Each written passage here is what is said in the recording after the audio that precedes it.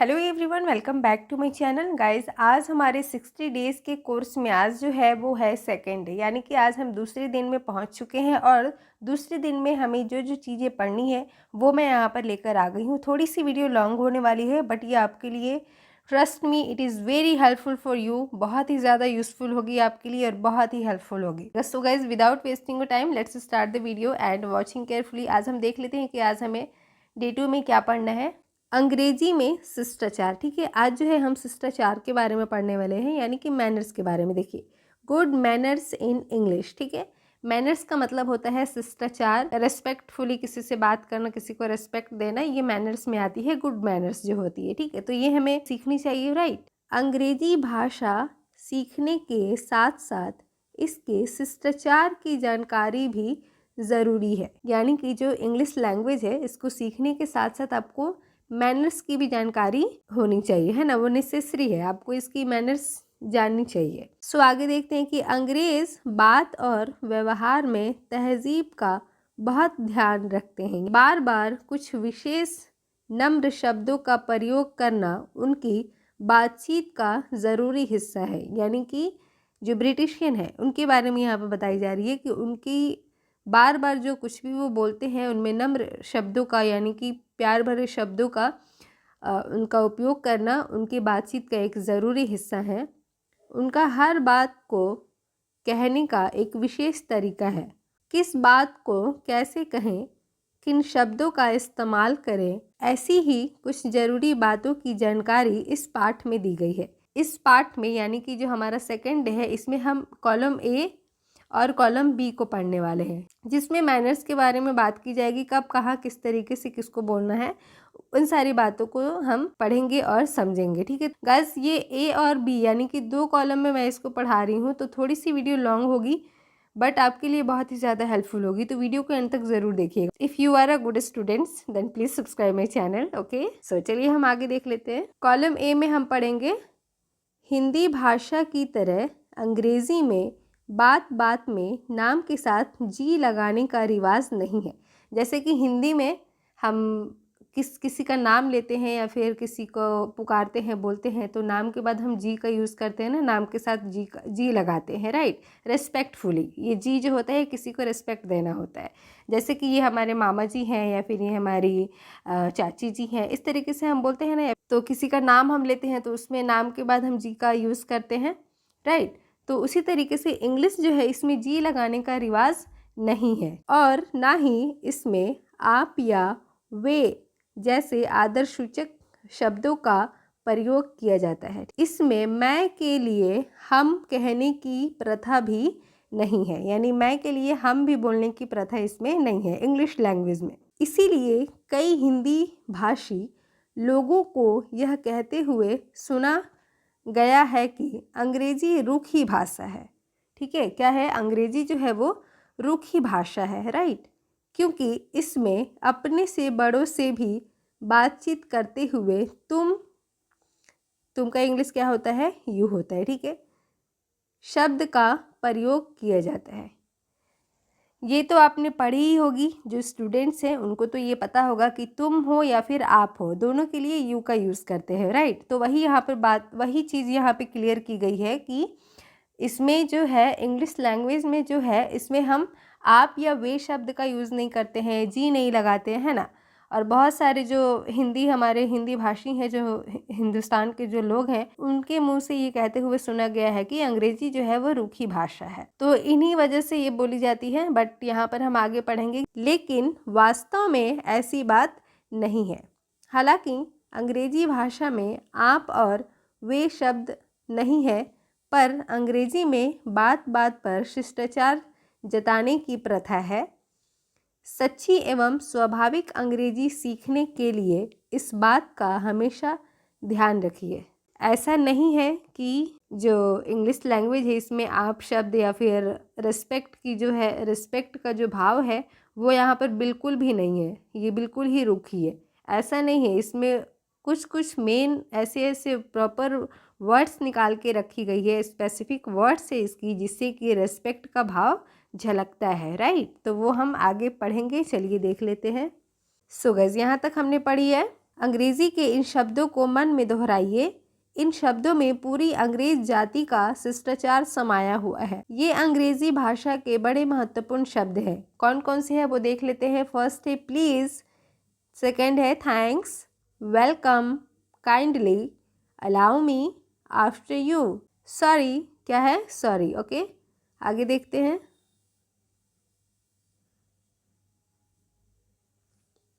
Excuse me, क्या है excuse me. देखिए अगर आपको इंग्लिश पढ़ने में अगर थोड़ी सी प्रॉब्लम होगी तो आपके लिए इधर हिंदी में भी लिखी हुई है, आप हिंदी भी देखिए, वर्ड्स को इजीली पढ़ पाएंगे। ठीक है।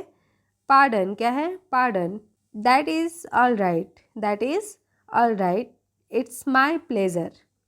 इन वर्ड्स का हमें ध्यान रखना है। ठीक है। अब चलिए हम 1 में पढ़ लेते हैं। रूल नंबर 1 को जो दी गई है, 1 में क्या बताई गई है ये हम देख लेते हैं। यदि आपको किसी से पेन लेना हो या एक गिलास पानी मांगना हो अथवा किसी से समय पूछना हो। देखिए पेन का मतलब क्या होता है, कलम होता है। ठीक है। पेन का मतलब क्या होता है, कलम होता है। तो यहाँ पर बताई जा रही है कि अगर आपको किसी से कलम मांगना हो, पेन लेना हो या एक गिलास पानी मांगना हो अथवा किसी से समय पूछना हो या फिर किसी को उत्तर में हाँ कहना हो, ठीक है, तो वाक्य में प्लीज़, देखिए प्लीज़ शब्द का प्रयोग करना होगा। यहाँ पर बता दी गई है कि कब कहाँ क्या यूज़ करना है। हमने जो 11 वर्ड्स पढ़े ऊपर, तो उसके बारे में एक एक करके यहाँ पर आपको बताई जाएगी कि कब क्या यूज़ करना है। यदि आप केवल प्लीज़ कह देंगे तो भी चलेगा। देखिए इतनी बारीकी से समझाई जा रही है कि यदि आप प्लीज़ भी बोल देंगे तो भी चलेगा, परंतु यदि आप प्लीज़ या काइंडली आदि समान अर्थ वाले शब्द का प्रयोग नहीं करते हैं तो आप अभद्र कहलाएंगे। क्या कहलाएंगे, अभद्र, यानी कि आपके अंदर मैनर्स नहीं है। तो ये हमें नहीं करनी है। कोई हमें अभद्र बोले ये हमें बिल्कुल भी अच्छा नहीं लगेगा, तो आपको ये सीखनी पड़ेगी। ठीक है। हिंदी में आप यूँ भी कह देते हैं, ज़रा अपना पेन देना, एक गिलास पानी, क्या वजह है, हाँ पी लूँगा। इस तरीके से हम इंग्लिश में हिंदी में बोल देते हैं ना कि किसी से पेन मांगना होता है तो हम बोलते हैं कि ज़रा अपना पेन देना, या फिर पानी लेना होता है तो पानी मांगना होता है तो हम बोल देते हैं कि एक गिलास पानी। टाइम पूछना होता तो क्या बजा, है ना। और अगर कुछ खाना हो पीना हो तो आप उस टाइम पर कोई बोलता है आपसे कि खा लो बेटा, खा लो पी लो, तो आप क्या बोलते हो उस टाइम पर कि हाँ हाँ पी लूँगा। इस तरीके से हम बोलते हैं। लेकिन हिंदी की तरह यदि आप अंग्रेज़ी में भी निम्न वाक्य बोलेंगे तो कोई भी अंग्रेज़ पहचान लेगा कि या तो आप असभ्य हैं या कोई विदेशी जो कि उनके शिष्टाचार से परिचित नहीं है। तो अगर आप इस तरीके से बोलेंगे इंग्लिश में, जैसा कि हमने ये हिंदी में पढ़ा, उसी को अगर आप इस तरीके से इंग्लिश में बोलेंगे तो आप असभ्य कहलाएंगे, राइट। तो यहाँ पर इसकी इंग्लिश बता दी गई है। देखिए, गिव मी योर पेन, जरा अपना पेन देना। Give me a glass of water, एक गिलास पानी देना। व्हाट इज़ द टाइम, क्या बजा है। Yes I will drink it. तो इंग्लिश में अगर आप इस तरीके से बोलेंगे तो आपके अंदर मैनर्स नहीं है, ये समझ में आएगी अगले इंसान को। आपको किस तरीके से बोलना है वो हम सीखेंगे। और यदि आप कहेंगे, देखिए यहाँ पर बताई जा रही है कि यदि आप कहेंगे, फर्स्ट में है may I have your pen please, may I have your pen please, a glass of water please, time please, yes please. या यदि आप इन वाक्यों को इस प्रकार भी कहेंगे तो भी यह समझा जाएगा कि आप सभ्य हैं, ठीक है। यानी कि इस तरीके से भी बोली जाएगी, may I borrow your pen please, give me a glass of water please, what is the time please.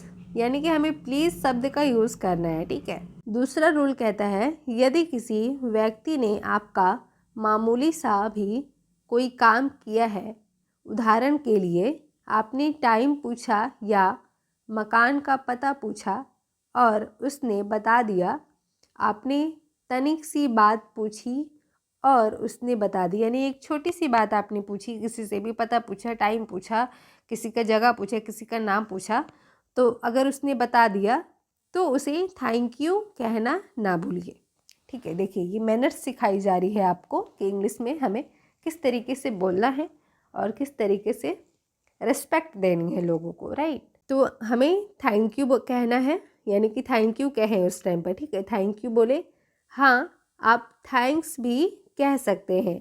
आप थैंक यू भी बोल सकते हैं और थैंक्स भी बोल सकते हैं। यदि आप अधिक एहसान प्रकट करना चाहें तो कह सकते हैं many many thanks to you या थैंक यू वेरी मच, ठीक है, या फिर थैंक यू वेरी मच बोल सकते हैं या फिर many many thanks to you, ये दोनों कोई भी बोल सकते हैं। बी में दिया हुआ है कि कोई आपसे कुछ और लेने के लिए कहे और आप ना लेना चाहते हो तो आप हिंदी की तरह मत कहिए मैं और नहीं लेना चाहता। जैसे कि कोई खाना खाते टाइम कोई आपसे पूछ लेता है कि और लेंगे, मैं और नहीं लेना चाहता, I don't want to take more, बल्कि संक्षेप में कहें नो थैंक्स, ठीक है, नो थैंक्स, आप इस तरीके से बोलेंगे नो थैंक्स। थर्ड है आपने किसी का कोई छोटा सा काम किया और बदले में उसने आपको कहा थैंक यू। देखिए, अगर कोई आपका काम कर रहा है तो आप उसे थैंक यू बोल रहे हैं, राइट। वो थैंक यू के बदले में क्या रिप्लाई आएगा, यानी कि अगर कोई आपसे करवा रहा है और वो अगर आप यानी कि अगर आप किसी का काम कर रहे हो और अगला इंसान आपको थैंक यू बोल रहा है तो उसके रिप्लाई में यानी उसके बाद उसके बदले में आपको उसके जवाब में क्या कहना है, इंग्लिश में ये भी सिखाई जा रही है। तो अंग्रेज़ी में बात यहीं पर ख़त्म नहीं हो जाती है ना। यदि आप थैंक्स सुनकर चुप रह जाएंगे तो आप अभद्र या घमंडी कहलाएंगे। देखिए, सब कुछ यहाँ पे लिखी हुई है, इस पर आपको कहना पड़ेगा it's all right, it's all right, सब ठीक है, या फिर नो मेंशन, नो मेंशन, कोई बात नहीं, या इट्स फाइन, सब ठीक है, ठीक है, इट्स फाइन, माई प्लेजर, इसमें मेरी खुशी है। फोर्थ नंबर पर है कि वेलकम बोलेंगे या फिर योर वेलकम, ठीक है। सो इसका हिंदी होता है ऐसी तकलीफ फिर दें, ठीक है। ओके गाइस, आगे पढ़ते हैं। ऊपर की 5 अभिव्यक्तियों में से आप स्वयं ही समझ सकते हैं कि 5वीं अभिव्यक्ति सबसे अधिक नम्रता सूचक है। वैसे ऊपर की दोनों अभिव्यक्तियां भी बोलचाल में खूब प्रचलित है। वेलकम और योर वेलकम, ये दोनों ही इसका मतलब ही होता है कि ऐसी तकलीफ फिर दे, लेकिन ये बताई जा रही है कि 5वें नंबर पर जो है यानी कि योर वेलकम, ये जो है ये बहुत ही प्रचलित है, लोग ज़्यादातर इसे यूज़ करते हैं, ठीक है। चलिए, फोर्थ नंबर पर देखते हैं। यदि कोई आपसे कोई वस्तु मांगे यानी कोई चीज़ मांगे और वह आप देना चाहते हो तो हिंदी में आप कहेंगे ले लीजिए, पर अंग्रेज़ी में यदि आपने कहा टेक इट तो अंग्रेज़ी में इसे शिष्टाचार नहीं माना जाएगा, इसीलिए आप कहेंगे यस यू आर वेलकम, या बोलेंगे विद ग्रेट प्लेजर, ठीक है, विद ग्रेट प्लेजर यानी मुझे बहुत खुशी होगी, आप इसे ले सकते हैं या फिर ले लीजिए। 5वें नंबर पर यदि आप किसी को कोई छोटी सी सेवा या सहायता करना चाहें तो उसे कहने का अंग्रेजी में एक अपना तरीका है। उदाहरण के लिए आप किसी महिला की गोद से बच्चा लेने या किसी वृद्ध का थैला उठाने की पेशकश करने के लिए यूँ कहेंगे अलाउ मी, ठीक है, अलाउ मी, या फिर मे आई हेल्प यू, अर्थात मुझे अवसर दें, ठीक है, यानी कि इसका हिंदी होता है कि मुझे अवसर दें, और होता है अर्थात क्या मैं आपकी सहायता कर सकता हूँ, ठीक है। पूरी हिंदी में है टोटली, अगर आपको हिंदी आती है ना तो बहुत ही इजीली आप समझ जाएंगे। किसी शोरूम या प्रदर्शनी में यदि आप सेल्समैन हैं या गाइड हैं तो विजिटर्स ग्राहकों को भी मे आई हेल्प यू कहकर अपनी ओर आकर्षित कर सकते हैं। ओके गाइज, रूल नंबर 6 देख लेते हैं। किसी महिला या किसी वृद्ध को रास्ता देते समय आप कह देते हैं पहले आप, जबकि अंग्रेजी बातचीत में आप फर्स्ट यू, आपका पहले का इंग्लिश होता है फर्स्ट, ठीक है, और आपका इंग्लिश यू होता है, तो आप इसे यू नहीं बोल सकते हैं फर्स्ट यू, ठीक है, ऐसा आप नहीं कहेंगे। अंग्रेजी में कहेंगे आफ्टर यू, आफ्टर यू यानी आपके बाद आप पहले जाइए, ठीक है। 7 नंबर पे है अंग्रेजी में बात बात पर खेद प्रकट करने का रिवाज है। हिंदी में भी हम खेद प्रकट करते हैं या क्षमा मांगते हैं, पर तब जब हमसे वस्तुतः कोई बड़ी भूल हो जाए। हिंदी में भी हम किसी से माफ़ी मांगते हैं, क्षमा मांगते हैं, कब मांगते हैं, जब हमसे कोई बहुत बड़ी गलती हो जाती है, बहुत बड़ी भूल हो जाती है, तब हम उसके लिए खेद प्रकट करते हैं और माफ़ी मांगते हैं। बट अंग्रेज़ी में जो है ऐसा नहीं है, इसमें बात बात पर खेद प्रकट किया जाता है। जैसे हम किसी से समय लेकर फिर समय पर नहीं पहुँचे तो खेद प्रकट करते हैं और समय लेकर उस दिन बिल्कुल ना पहुँचे तो अपने इस अपराध के लिए क्षमा मांगते हैं, राइट। पर अंग्रेजी में छोटी छोटी बातों में भी सॉरी, एक्सक्यूज़ मी, पार्डन आदि शब्दों का प्रयोग होता है। जैसे आप देखेंगे आगे, जैसे आपका किसी से हाथ छूट जाए तो आपको झट कहना होगा सॉरी। दो आदमी रास्ते में खड़े खड़े बात कर रहे हों और आपको बीच में से गुजरना हो तो आप कहेंगे एक्सक्यूज़ मी। क्या बोलेंगे? Excuse me. इसी तरह लोगों के बीच से उठकर आपको किसी काम से थोड़ी देर के लिए जाना है तो आप बिना कुछ कहे नहीं उठेंगे बल्कि कहेंगे एक्सक्यूज़ मी, ठीक है। किसी व्यक्ति का ध्यान अपनी ओर आकर्षित करने के लिए भी एक्सक्यूज़ मी कहकर आप अपनी बात कह सकते हैं। आप टेलीफोन सुन रहे हैं या आमने सामने किसी से बातचीत कर रहे हैं, आपको बात सुनाई नहीं देती और आप उसे फिर से सुनना चाहते हैं तो आप ऐसे नहीं कहेंगे ऊंचा बोलो ना, मुझे कुछ सुनाई नहीं देता। Speak loudly, I can not hear anything. Hindi में आप इस तरीके से बोल देते हैं तो उसी को ट्रांसलेट करके इंग्लिश में इस तरीके से नहीं बोलेंगे, बल्कि इसके स्थान पर आप अंग्रेजी में केवल यह कहेंगे पार्डन। क्या बोलेंगे? पार्डन, या फिर आई बेग योर पार्डन, या फिर आप सॉरी भी बोल सकते हैं। अगर आपको कोई कुछ बोल रहा है और आपका ध्यान नहीं है, आप नहीं सुन रहे हो, तो आप बोलोगे सॉरी, मतलब कि मुझे सुनाई नहीं गया आपने क्या बोला, ठीक है, इस तरीके से। और सामने वाला व्यक्ति इससे समझ जाएगा कि आपको बात सुनाई नहीं दी, ठीक है। आगे देख लेते हैं। कोई कमरे में बैठा है, आप उसके मकान पर उससे मिलने गए हैं तो बिना सूचना दिए या आज्ञा लिए आपको अंदर दाखिल नहीं होना चाहिए, बल्कि अंग्रेजी में आप इस आशय का वाक्य कहेंगे मे आई कम इन please, may I come in please. क्या मैं अंदर आ सकता हूँ या फिर सकती हूँ, ठीक है। और वह पलटकर कहेंगे यस प्लीज़ कम इन, या फिर विद ग्रेट प्लेजर, ठीक है, खुशी से आओ, या फिर बोलेंगे ऑफ कोर्स, अवश्य, या फिर बेशक, ठीक है। ऐसी ही औपचारिकता अथवा शिष्टाचार से पूर्ण अंग्रेजी भाषा अपने वाक्य बनाते समय इन भाषा की रीति को सदा याद रखना चाहिए, ठीक है। मतलब कि इन सारी बातों का हमें हमेशा याद रखना है अगर हमें दिल से इंग्लिश सीखनी है। अगर आप इंग्लिश सीखना चाहते हैं, दिल से सीखना चाहते हैं, आपने मन में ठान लिया है कि मुझे सीखना है, तो इन सब बातों का आपको ध्यान देकर आगे बढ़ना होगा। ओके गाइज, हम फटाफट से कॉलम बी को देख लेते हैं, कॉलम बी को समझ लेते हैं। इसमें क्या है? शिष्टाचार के कुछ वाक्य यानी सम पोलाइट फ्रेजेस, ठीक है। हम इन्हें भी देख लेते हैं फटाफट से। आई नो कि वीडियो लॉन्ग होती जा रही है, बट यहाँ पे मैं कोशिश कर रही हूँ कि आपको ज़्यादा से ज़्यादा समझ में आए। ओके, सो हम इन वाक्यों को, इन सेंटेंस को फटाफट से पढ़ लेते हैं। क्या है? मैंने मिलने का समय दिया था परंतु मैं आ नहीं सका, मुझे माफ़ करें। इसे इंग्लिश में कैसे बोलेंगे? आई am sorry I couldn't make it that day. दूसरा है मैं ठीक समय पर नहीं आ सका, इसके लिए मैं माफ़ी मांगता हूँ। I am sorry I couldn't make it in time. Third number पर है माफ़ कीजिए मुझे थोड़ी देर हो गई। I am sorry I got a little late. इस तरीके से बोलेंगे। फोर्थ पर है मेरी ओर से माफ़ी मांग लीजिए, प्लीज़ कन्वे माई अपॉलॉजीज, ठीक है। ऐसा गलती से हो गया, माफ़ कीजिए। It was all by mistake, please excuse me. 6 number पर है मुझे बड़ा दुख है, आई एम वेरी सॉरी। 7 पर है माफ़ करें मैंने आपके काम में बाधा डाली, sorry to have disturbed you, ठीक है।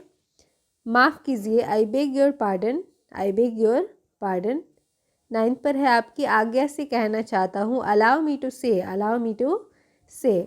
ज़रा ध्यान दीजिए, may I have your attention please. इसे अपनी ही चीज़ समझे, it's all yours, it's all yours. ज़रा मुझे बोलने दे, will you please permit me to speak. अपने काम में मेरी मदद ले लीजिए, let me also help you. क्या आप थोड़ा खिसकेंगे, will you please move a bit. ज़रा धीरे बोलो, will you please speak slowly. देखिए प्लीज़ का यूज़ किया गया है, सब में पोलाइटली बात की जा रही है इसमें। ज़रा धीमा बोलने की कृपा करें, will you mind speaking a bit softly please. क्या आप मुझे बैठने देंगे, will you please let me sit. क्या मैं आपका थोड़ा सा समय ले सकता हूँ, could you spare a few moments for me. जैसी आपकी मर्जी, एज़ यू प्लीज़, या फिर बोलते हैं ना कि एज़ योर विश, ठीक है, तो हम बोलेंगे एज़ योर विश प्लीज़। आराम से बैठिए, please make your self comfortable. Okay so आगे देख लेते हैं 21 नंबर पर है कष्ट के लिए क्षमा करें, सॉरी फॉर द इनकन्वीनियंस, ठीक है। आपकी बड़ी कृपा है, दैट्स वेरी या सो काइंड ऑफ यू, ठीक है। बोलेंगे that's very kind of you या फिर सो काइंड ऑफ यू, इस तरीके से बोलेंगे। लीजिए, प्लीज़ हेल्प योर सेल्फ, आपसे मिलकर खुशी हुई, glad to meet you, nice to meet you, glad to meet you, pleasure to meet you, इस तरीके से बोलते हैं हम। तो यहाँ पर एक ही दी गई है। आपकी अच्छी सलाह के लिए धन्यवाद, थैंक्स फॉर योर काइंड या वैल्यूएबल एडवाइस, मैं पूरी कोशिश करूँगा या फिर करूँगी, I will try my level best, आशा है आप मज़े में हैं, hope you are enjoying yourself या फिर योर सेल्फ्स। सो गाइज ये थी कुछ सेंटेंसेस जो कि पोलाइटली यूज़ की गई है। चलिए जिस तरीके से हमने डे 1 में याद रखी यानी कि रिमेंबर के बारे में पढ़ी थी, उस तरीके से डे 2 में भी हम याद रखने के लिए कुछ नोट्स बनाएंगे, कुछ बातें आपको बताएंगे। सो ध्यान से देखिएगा। रिमेंबर कॉलम ए में प्रत्येक देश में सभ्यता एवं शिष्टाचार प्रकट करने का अलग अलग ढंग होता है। हिंदी में नाम के बाद जी लगाकर आदर प्रकट करने का रिवाज है। बड़ों को आदर देने के लिए बहुवचन का प्रयोग भी किया जाता है, जबकि अंग्रेजी में आदर सूचक में भी एक वचन यानी कि सिंगुलर ही रहता है। उदाहरण के लिए केदारनाथ जी आए हैं, मिस्टर केदारनाथ हैज़ कम। तो यहाँ पर जी शब्द के लिए कोई भी वर्ड यहाँ पर यूज़ नहीं की गई है, ठीक है। ये भी इस तरीके से भी हम बोलते हैं मिस्टर लगाकर। तो ये क्या होता है कि ये रिस्पेक्ट में आती है, पोलाइट वे में आती है, ठीक है। नेक्स्ट है हिंदी में मध्यम पुरुष में आदर प्रकट करने के लिए तुम की जगह आप का प्रयोग होता है, परंतु अंग्रेजी में तुम और आप दोनों के लिए यू का प्रयोग होता है। जैसे आप क्या चाहते हैं, what do you want, what do you want. इसी प्रकार हिंदी में अन्य पुरुष में आदर की दृष्टि से वह के स्थान पर वे का प्रयोग होता है, जबकि अंग्रेजी में एक वचन का प्रयोग होता है। जैसे वे रात को आ सकते हैं, तो वे के लिए हम यूज़ करेंगे ही मे कम एट नाइट। तो वे की जो इंग्लिश होती है ना वो दे होती है, क्या होती है, THY दे होती है। बट ये जो वे है ये सिंगुलर के लिए यूज़ की जा रही है, यानी हम किसी को रेस्पेक्ट में वह के स्थान पर वे बोलते हैं तो उस जगह पर भी हम ही का ही यूज़ करेंगे इंग्लिश में, ठीक है। चलिए कॉलम बी की तरफ बढ़ते हैं और कॉलम बी को देख लेते हैं। क्षमा मांगने के अर्थ में अंग्रेजी में कई शब्द हैं जिनका बातचीत में व्यवहार किया जाता है। इन शब्दों के वास्तविक अर्थों को यहाँ दिया जा रहा है। इन अर्थों को देखते हैं। ये थोड़ी सी ब्लर में है, मैं पढ़ूंगी तो आपको इजीली समझ में आएगी। देखिए एक्सक्यूज़ का जो दिया हुआ है वो है क्षमा करना, साधारण अर्थ में प्रयोग होता है मुझे माफ़ करें, ठीक है, प्लीज़ एक्सक्यूज़ मी। फॉरगिव, दंडित करने की भावना को सदा के लिए मन से निकाल देना, हृदय से क्षमा कर देना। जैसे कि गलती करना इंसान का काम है, उसे क्षमा करना परमात्मा का। To err is human, to forgive is divine. Pardon, अपराधी को मिले हुए दंड से मुक्त करना, मेरी गलती के लिए मुझे क्षमा करें, please pardon me for my mistake. Mistake है गलत समझना, गलती से मुझे आप डॉक्टर समझ रहे हैं। Don't mistake me for a doctor, यानी मुझे आप गलती से डॉक्टर समझ रहे हैं, ठीक है, इस तरीके से बोलेंगे। सॉरी जो है वो एडजेक्टिव है, इससे देखते हैं। मुझे खेद है, मुझे देर से आने का अफसोस है, I am sorry for being late, ठीक है। तो ये जो चारों हैं ये क्या है, ये वर्ब है, और जो सॉरी है वो एडजेक्टिव है। ग्रामर वाली क्लास में हम एडजेक्टिव प्रोनाउन जो भी वर्ब है ये सारी देखेंगे, अभी हम इसे देख लेते हैं, ठीक है। आजकल साधारण बोलचाल में आई बेग योर पार्डन का हल्के फुल्के शिष्टाचार वाक्य के रूप में आम प्रयोग होने लगा है। फ़ोन पर जब आपको आवाज़ सुनाई नहीं देती तो आप कहेंगे आई बेग योर पार्डन या फिर पार्डन। तो उसका यह आशय होता है कि आप तो ठीक बोल रहे हैं पर मुझे सुनाई नहीं दे रहा, कृपया दोबारा कहें, प्लीज़ रिपीट इट। ये भी चलेगा पर आपको मूल अर्थ भी ज्ञात होना चाहिए, यानी कि आपको जो मेन वर्ड है, स्पेसिफिक जो वर्ड्स बनाई गई है वो भी आपको पता होनी चाहिए। Okay so guys, I hope कि ये क्लास, आज की वीडियो आपके लिए हेल्पफुल रही होगी। आई नो कि थोड़ी सी लॉन्ग हो गई है बट बहुत ही ज़्यादा आपके लिए हेल्पफुल है। अपना फीडबैक मुझे कमेंट में ज़रूर दीजिएगा। मिलते हैं नेक्स्ट वीडियो में, तब तक के लिए good luck, bye bye, take care, stay tuned.